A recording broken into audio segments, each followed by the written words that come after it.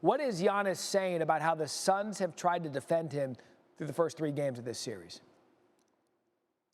Well, Matt, yesterday Giannis Antetokounmpo was laughing about the fact that over the past couple years, teams have created what he called the Giannis wall to try to keep him away from the rim. But as you pointed out leading up to this, that wall for the Phoenix Suns has a lot of holes in it. And we've seen through the first 3 games of this series, Giannis has been able to get wherever he wants on the court. You know, he went over 40 points each of the last 2 games, and even in game 1, when he only had 20 points and 17 rebounds, he was able to get wherever he wanted on the court, including going by DeAndre Ayton, who is Phoenix's primary defender against him. Now, after game 3, when DeAndre Ayton was in foul trouble, Monty Williams talked about the fact that Giannis got more free throws than Phoenix's entire team in that game. And that was something he wanted to see change as the series moved forward. When Giannis was asked about that yesterday, he joked that his pretty face is getting made ugly by the fact that he's getting hit whenever he goes to the rim, getting scratches on his head and on his nose. So, you know, that's going to be a thing to really watch in this game 4 to see if he can continue to attack in the way he's been so successful at in the first 3 games. Try to even this thing up tonight for the Bucks. Yeah, one of the entertaining things about Monty Williams in that post-game press conference today, he's not going to complain about the officiating, the discrepancy with the calls, and then he went and listed the amount of free throws they had relative to the Bucks. We'll see if that changes tonight. That's the Bucks side of it with Tim Bontemps. Tim, thank you. That's the team with the lead in this series. Let's focus on those Suns. Chris Paul's played consistently, leading the Suns to a 2-1 series lead. He's had at least 19 points and 8 assists in all 3 NBA Finals games. Phoenix just couldn't put it all together, though, in Game 3. They lost by 20, their worst loss in these playoffs. It was partially due to their struggles from downtown. They shot just 29% from 3. Devin Booker, he's not been immune to shooting woes, especially in Game 3. He's averaging over 10 points per game fewer in Game 3s compared to all others. Very interesting. He shot just 1 of 7 from deep and ended up with 10 points in that loss. Say hello to Dave McMenamin, who is covering the Suns for us, joining us now live on SportsCenter. And Dave, one of their strengths is how close they are. A true team are the Phoenix Suns. So when they struggle, like Devin Booker did in Game 3, how do they handle it behind closed doors as they get set now for tonight's Game 4?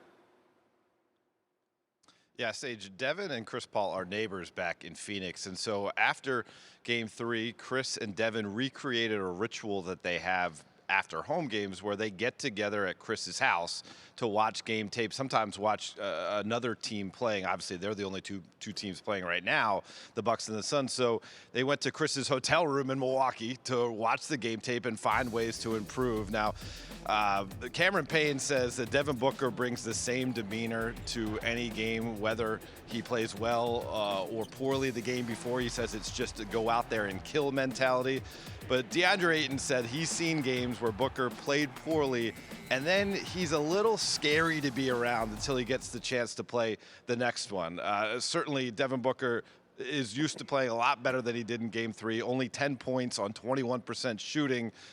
Certainly, he's shown all season long he has that bounce back ability. And the Suns are 9-2 in games this season when Booker was coming off a performance where he shot 35% or worse. So that bodes well for them in Game 4. Yeah, 9-2, and that's because usually he comes back and averages a lot more, 24 points per game to be exact. So we'll see what happens if he can bounce back from that Game 3 and tonight's Game 4. By the way, the word scary for Devin Booker after a game like that, I wonder what that looks like. Matt Berry, interesting. Scary. Yeah, look, we know that he can bounce back after a struggling performance, thanks to both reporters for the team reports. You know, on off days, he's Kendrick Perkins. On game days, he's Big Perk, and he joins us now. So, Big Perk, what's going to be the biggest key for the Suns if they want to win and take a 3-1 lead tonight? Well, they're going to have to find a way to keep Ayton on the floor and keep him out of foul trouble. With Cyrix being out due to injury, the Milwaukee Bucks are imposing their will in the paint, and that's putting a lot of pressure on DeAndre Ayton.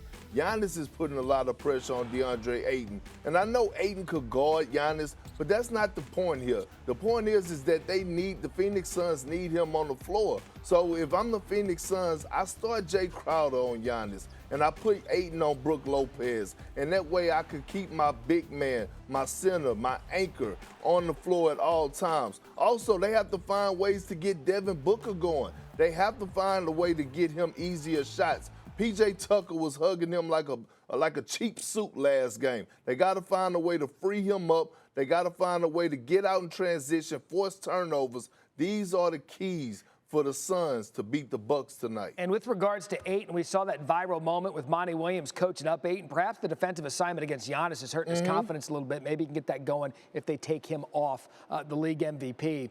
So let's switch gears now. That's the biggest key for the Suns. Give me the biggest key for the Bucks if they want to even it up.